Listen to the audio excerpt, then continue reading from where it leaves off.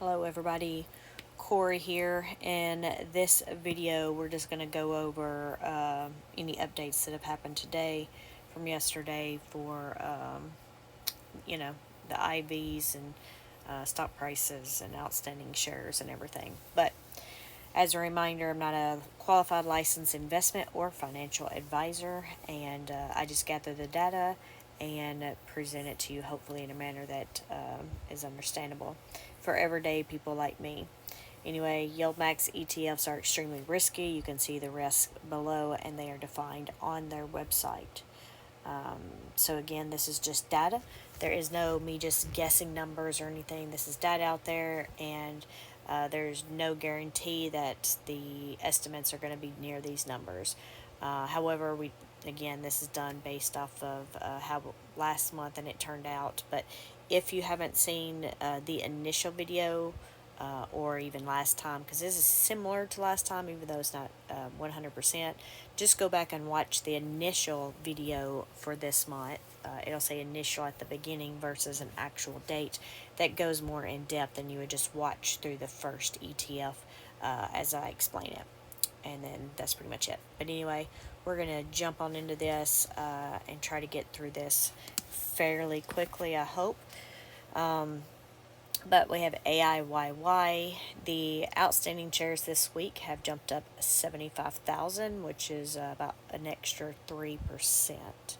And then we'll just look at the range down here at the bottom. We're looking at the range is 71 to 73 with an average of 72. Just a reminder though, looking at last month, it wasn't really near the average. It was usually either near the last month's distribution or the IB. But in this case, even this one for AIYY, it's been doing really bad due to losing all the money for its synthetic position. So I don't know. We will see. Let's move on to AMD here. AMDY has increased its outstanding shares by 150,000, which is roughly 2%. And our range shows currently as 75 cents to $1.11 with an average of 93 cents. AMZ here, it has increased its shares roughly 150,000. I might have that math wrong, which is an additional 5% there for this pay period. Range down here shows 70 to 90 cents with an average of 80 cents. However, look up here, the highest it's ever paid out was 70 cents. Aptly here, the outstanding shares have not changed for this one. Range is currently 36 to 38 cents with an average of 37 cents. Coney here, we have increased outstanding shares. Man, I feel like I need a calculator. Alright, I had to break the calculator out for that one. So this one has increased 850,000 shares, which looks like it's an additional 5% increase there. Current range is 181 to 279 with an average of 230. Now this one, the stock prices dropped almost $4. Last month, the last couple of months, they've paid about this share price, the $2.79. But I don't know whether they should have or not. That's what they've paid. I expect this time would be lower, but I could be wrong. And that's where guesses come in. I try not to do that because it's just a guess. Anybody can throw numbers out there. I'm just trying to see, is there a way that I can get close to it, with the data that we have. But anyway, I'm sorry, getting off track here. So we have Dizzo, outstanding shares have still not increased. However, it did 22% so far this pay period, but not this week. Our range here is currently 62 to 68 cents with an average of 65 cents. Phoebe, we have increased 175,000 outstanding shares, which is roughly an additional 5%. Our range is 53 cents to $1.17. I don't know. See, and I think I've said this before. I said this in the last videos that all these stocks have taken a large hit over the past month, the way things have been. So I would think that the distributions wouldn't be as high as normal, but I don't know. We will see. But the range 53 to $1.17 with an average of 85 cents there. GUI outstanding shares have increased 75,000, which is roughly a 4% increase for the week. And our current range is 31 to 41 with an average of 36 cents there. JPMO outstanding shares have increased 25,000, which is actually big there. This one's jumped to 29,000 so far this pay period. Of course, we're coming to an end on that. And then our range down here is 33 to 65 cents. With an average of 49 cents. Sorry, I was looking at something. So Murney here, outstanding shares have not changed. Our current range is 78 cents to $1.01 with a 90-cent average. This one is ranking, both of these ranking number one for the pay period so far. So maybe we'll get closer to that dollar payout this month, but we'll see. MSFO outstanding shares have increased this week by 100,000 or 4% there. Current range is 43 to 73 with an average of 58 cents.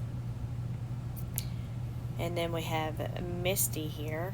Its outstanding shares have increased 500,000 shares, which is an additional 23% increase. So it's increased a total of 69% this pay period. Our current range is 251 to 413 with an average of 332. Nestle outstanding shares have increased 50,000. Our current range is 40 cents to 81 cents with an average of 60 cents. NVIDIA here, outstanding shares have increased 25,000. Current range is $1.31 to $2.61 with an average of 196. OARC, outstanding shares have not changed. Current range is 35 to 48 cents with an average of 41 cents. PayPay outstanding shares have increased 25,000. This one's ranking number 4, so it's done pretty good. And it also had good earnings the other day. But anyway, our current average is 47 to 54 cents. And our range is 47 to 54, and our average is 50 cents. Then we have Squee here. Outstanding shares have not changed. Our current range here is 64 to $1.20 with an average of 92 cents. Tesla shares have decreased 175,000, and our current range is 65 to 68 cents. Of course, average is 67 cents. And then we have ZOMO here. Outstanding shares have not changed this week, and the current range is 26 to 30 cents with an average of 38 cents. And then we'll go over here. As you can see, we're on May 1st, so we have one more day. This is the roll-up for those of you that like to see it like this and compare it to each other or whatever. But that's the range with the previous distribution and the applied volatility, and then the average of those. And then if we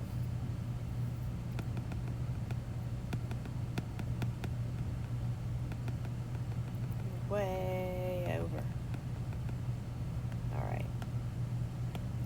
And then if we just added in the adjusted IV that I've talked about yesterday, which is basically just looking at the IV each week and trying to determine how much they were trying to get each week and then adding them together. But and then we have an average column to just add that in just to see. So this is just something new to play with, and we'll see how it comes out with the distributions and all of these, and if any, if the same ones, are similar as last month, or if it's going to be something totally different, or whatever. But anyway, I will let y'all go. If any of you watch my other videos, I don't think I'm going to do them tonight. I've had issues the past few days.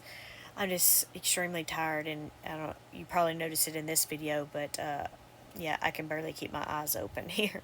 So I'll get this video out, but I think I'm going to have to get up early in the morning and do the rest, and maybe I can stay awake at that point.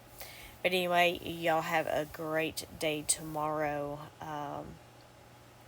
and yeah, we'll see what tomorrow brings. If it's going to be a green or a red day again, I will talk to y'all later. Thanks. Bye.